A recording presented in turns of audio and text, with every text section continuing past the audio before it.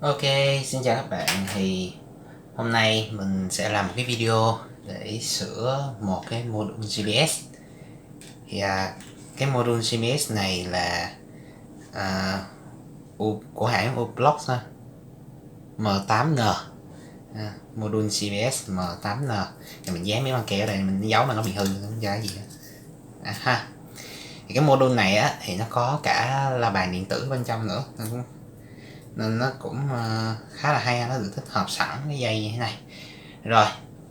Thì cái module GPS này hôm nay nó bị cái gì? Thì cái module GPS này á, thật ra mình có hai cái lận. Thì cái hai cái này á là bạn mình nó gửi cho mình. Thì mình đã test thử hết cả hai cái rồi, và mình phát hiện một cái lỗi, đó là nó bị có một gói tin gì đó được gửi, nghĩa là nó vẫn hoạt động bình thường. Tuy nhiên thì cái nó lại không nhận được tín hiệu GPS. Thì không biết là phải sửa như thế nào, tại vì đã thử mọi cách rồi, sử dụng các cái lệnh của gói tin NMEA để mà gửi vô cái con này, nhưng mà vẫn không được, rồi. Thì để coi, mình sẽ kiểm tra nó coi nó bị sao ha. Ok, thì mình kết nối như sau ha. Dây màu đen là dây CND ha, mình sẽ nối vào CND của Arduino. Tiếp theo là một dây màu đỏ. Dây màu đỏ thì mình sẽ nối vào VCC, nó sẽ nối vào 5V của Arduino Uno. Thì lưu ý ha, thì cái M8N này nó chạy là 5V ha. Còn nếu mà làm module GPS khác, ví dụ như là module GPS này á, thì nó sẽ chạy là 3V3 ha. Các bạn lưu ý. Thì cái M8N này là chạy 5V. Rồi, tiếp theo là chân RX và chân DX. Thì theo như hướng dẫn á, thì cái chân RX sẽ là chân màu vàng, chân RX của GPS ha là màu vàng, nên mình sẽ kết nối nó vào chân số 4, thì mình sẽ cài đặt nó là chân TX. Và ngược lại, chân màu xanh lá của CBS là chân TX của CBS ha. Thì chân TX của CBS thì mình phải nói vào chân RX của Arduino, thì tức là mình sẽ lập trình nó là chân số 3. Rồi, sau đó thì mình cắm bo vào máy tính để mình kiểm tra thử coi nó nhận tín hiệu như thế nào.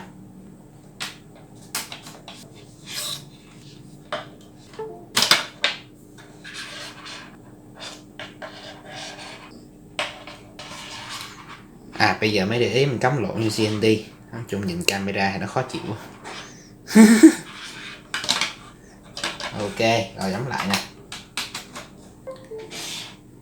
Rồi, nhầm lẫn tí xíu thôi.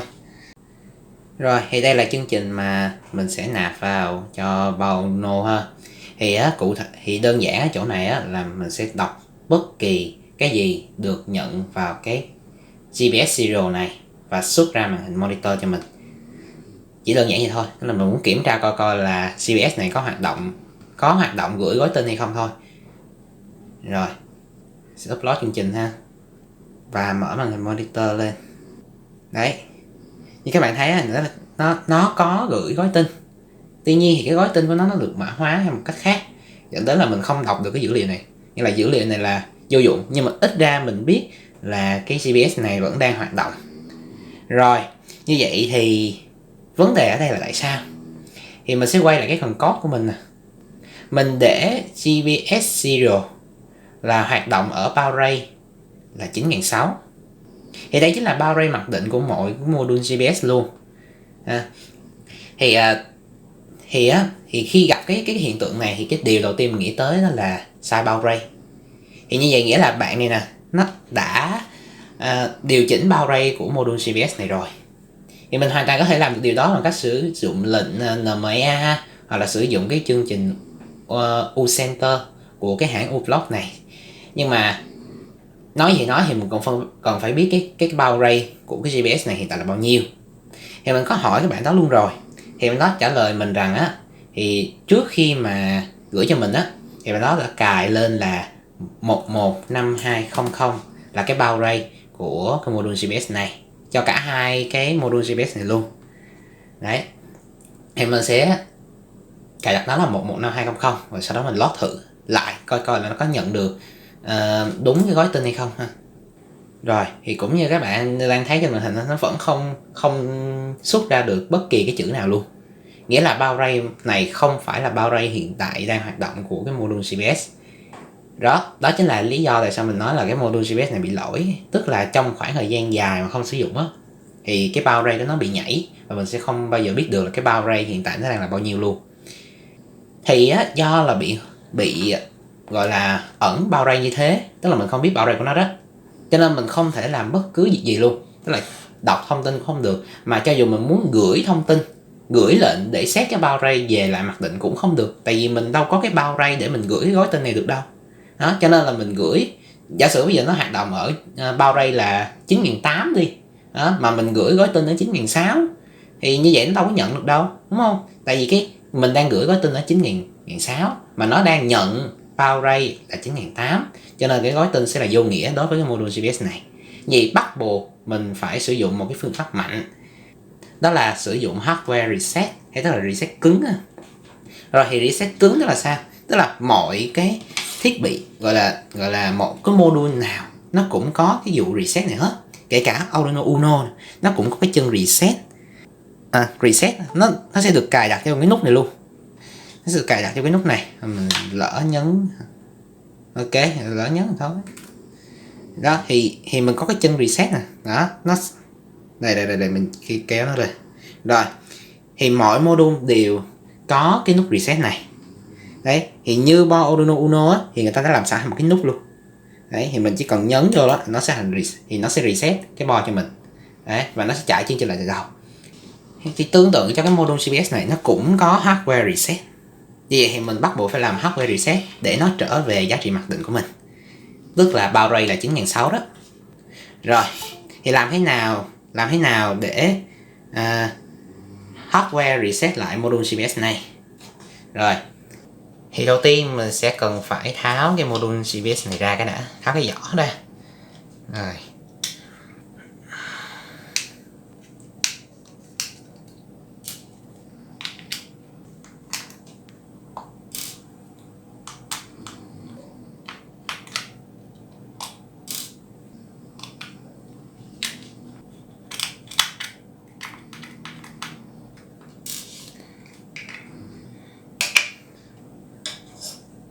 Rồi thì đây chính là bên trong của một module CBS M8N ha. Để mình phóng to lên một chút xíu. Rồi thì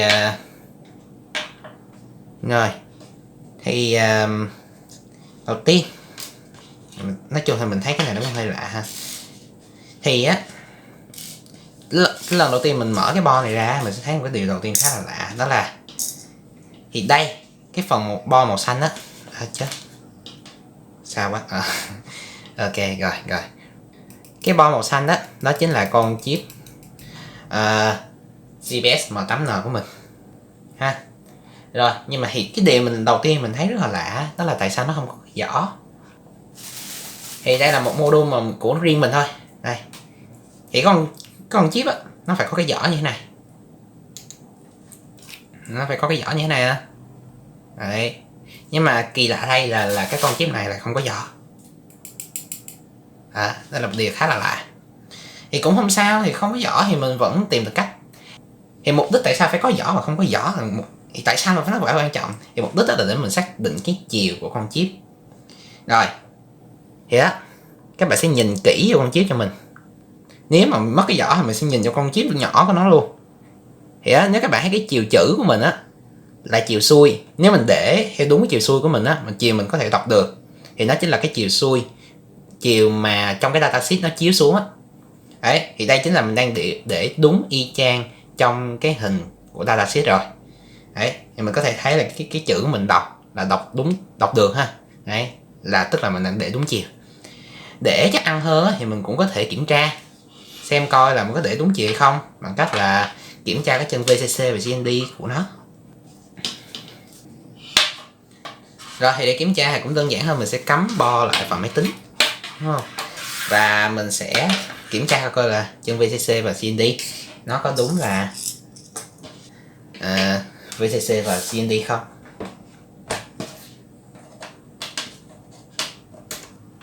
Rồi thì tiếp theo nữa là mình cần một cái VOM.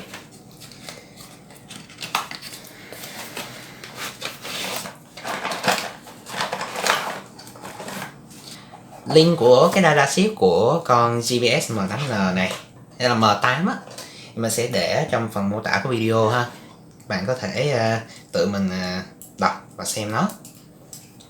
Thì nếu các bạn là người Việt ha thì sẽ hơi khó khăn chút xíu, tại vì nó là tài liệu tiếng Anh, nhưng mà thì các bạn có thể bỏ vô Google dịch cũng được. Đây. Mình thì đọc tiếng Anh quen rồi, sao cũng được, đọc riết quen. Rồi thì theo như trong datasheet á, cái chân VCC và chân GND của mình nó sẽ là mình phải để đây. Ok. Rồi thì theo như trong datasheet á, thì cái chân GND của mình là cái chân cuối cùng và cái chân VCC là ngay phía trên nó. Đấy, thì mình sẽ chích vô hai đầu đó.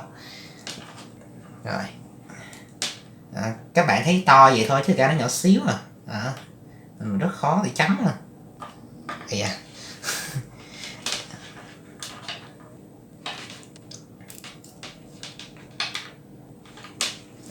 GND cái này mình đang cấp nguồn 3.3V rồi. Mình chấm sai là nó nhấp nháy, tức là mình lỡ cho nó cháy nguồn đó nha, cái này nguy hiểm đó. Rồi cái này thì bị sai rồi, thì chắc mình cắm dây lộn nữa. Không, 5V là đúng rồi, 5V là đúng rồi, GND đúng luôn. Vậy tại sao nó lại chỉ có 3V? Vậy tại sao lại chỉ có 3V nhỉ? Nó chỉ có 3V thôi. Rồi thì khả năng cao là do cái chip này nó bị thiếu V ha. Rồi cũng hay căng đó. Rồi thì cũng có thể đây chính là vấn đề.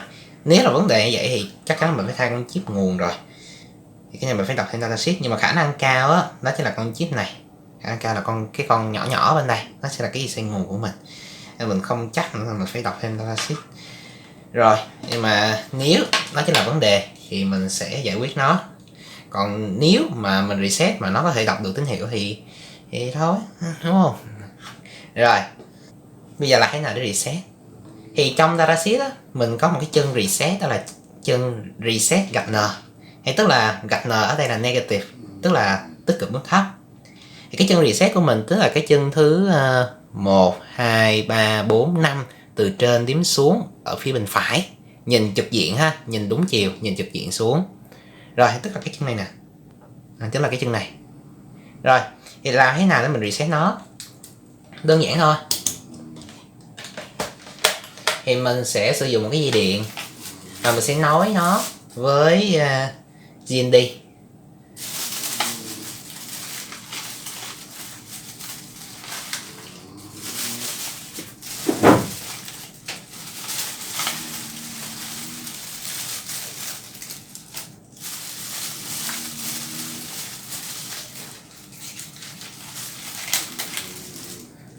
Ok, rồi, tìm nãy giờ mới ra được mấy cổng dây điện. Rồi, thì mình sẽ kết nối GND với cái chân reset. Và khi cái đèn led nó nhấp nháy, đèn led xanh nó nhấp nháy thì tức là mình đã reset thành công ha. Thì mình buông nó ra. Đấy. Vậy thế là xong. Muốn chắc ăn thì mình làm thêm 2-3 lần nữa. Đó. Đó, là thành công. Rồi, giờ mình sẽ kiểm tra coi là nó hoạt động hay chưa, nó có hiệu quả hay không, bằng cách là mình mở cái máy tính lên mình coi thôi. Rồi, thì như các bạn có thể thấy thì nó vẫn xuất ra những cái gói tin rất là kỳ lạ ha. Rồi, thì nghĩa là reset không thành công. Thì mình có thể reset thêm 2-3 lần nữa. Rồi thì mình có thể reset thêm vài lần nữa coi như thế nào. Nó mất mình lót nó lại thì nó mất kết nối luôn rồi. Rồi, giờ khả năng cao cái lót phải chình. Này cũng gian nan dữ.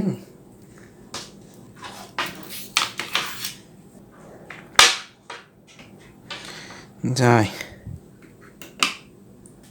Ok, Arduino mình bị lỗi luôn rồi.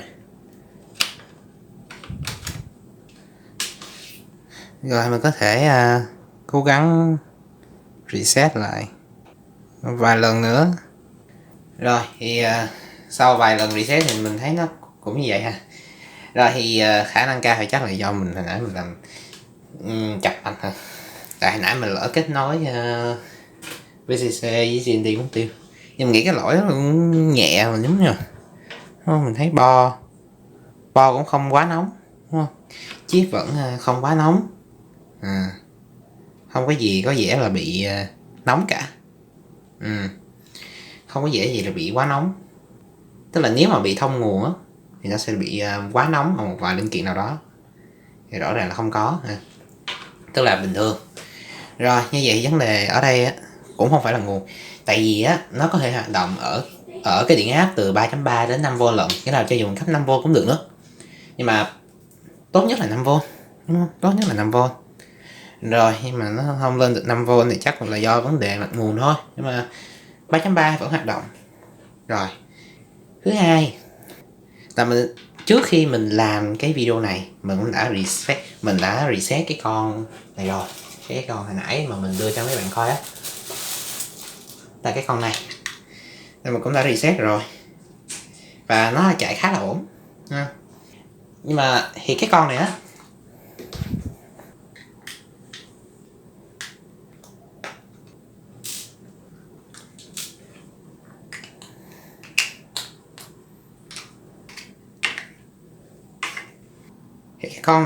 nó có cái nắp, thấy không? Cái con chip của nó có cái nắp giống như cái CBS của mình. Còn ở đây thì tự nhiên nó bị mất cái nắp này, thấy không? Rồi thì mình có thể đưa ra một số cái phỏng đoán thôi, mình không biết là bạn đã làm cái gì với cái module CBS này. Nhưng mà đối với module CBS này á, thì khi mình làm hardware reset nó thì nó chạy ok, nó chạy lại được ha. Nó sẽ quay về cái giá trị mặc định của bao ray, đó là 9600, và lúc này mình chỉ cần chuyển qua 9600. Quên ha, nếu reset được thì mình phải chuyển thành 9600. Dở. Rồi mình phải load lại chương trình. Được không? Được đi. Vẫn không được. Thật ra là trước khi mình làm video này á, mình đã reset con này cũng đã là chắc là lần này là lần thứ 10 mấy rồi. Thì dù mình reset kiểu gì á, nó vẫn không có chịu reset được như cái con này ha. Thì ý nó là bây giờ thì mình làm video này á để mình chia sẻ cho các bạn làm thế nào để hardware reset một module CBS M8N thôi.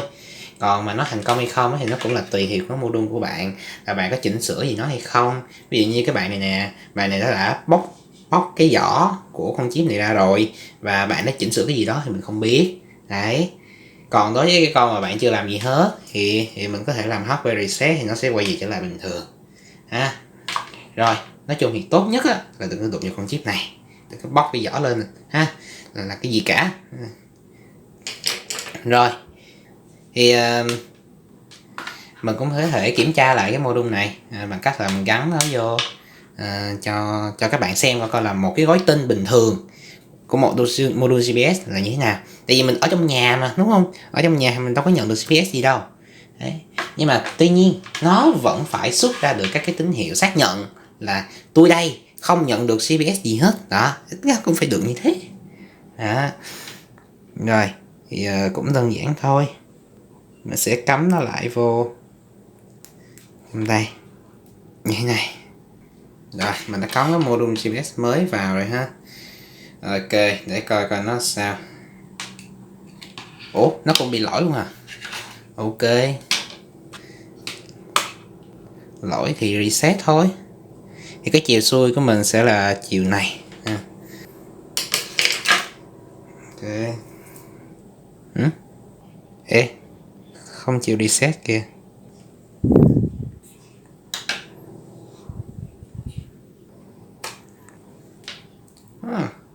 Ok. Buồn nha. Tại vì không 2 ngày trước mình mới reset lại được cái con này luôn đấy. Rồi, vậy là mình bó tay luôn, mình cũng chả hiểu tại sao.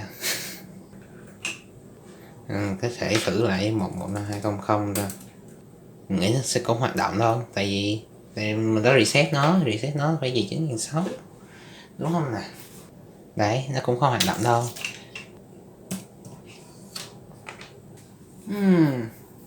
Rồi, như vậy thì cái module GPS này nó bị hư ở một cái chỗ khác rồi. Mình không chắc là bị hư ở đâu.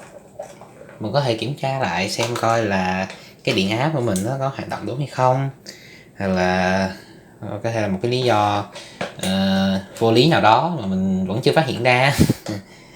Rồi thì dù là lý do này đi chăng nữa thì mình cũng chịu thua rồi. Mình có thể gửi một cái lệnh khi nó khởi động để xem nó có chạy bình thường không. Ok, đến thời điểm này thì mình bó tay rồi, mình không biết nó bị gì nữa. Ok, dễ quên thiệt ta. Rồi thì dù mình đã làm đủ mọi cách rồi, cũng như mình reset là hết một vài lần rồi đó, thêm vài lần nữa thì cái con này có vẻ nó cũng bị hư luôn rồi. Rồi thì mình sẽ xem xét lại tại sao cái con này là bị hư. Chắc chắn là một cái vấn đề khác rồi. Nhưng mà rồi, như vậy thì video ngày hôm nay là chỉ để hướng dẫn các bạn làm thế nào để hardware reset cái module M8N này thôi. Ok. Ok, nếu các bạn thấy video này hữu ích, các bạn hãy cho mình một like, nhấn nút đăng ký kênh và quên nữa, mình còn module này nữa mà đúng không? Thì sao mình không kiểm tra bằng cái module này luôn? Tự nhiên giờ mới nghĩ ra ta. Rồi thì kiểm tra nó cũng, mình nghĩ nó không khó khăn đâu. Cái này thì còn tháo ra cắm lại thôi.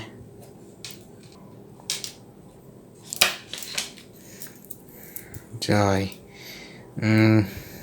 đầu tiên là GND VCC.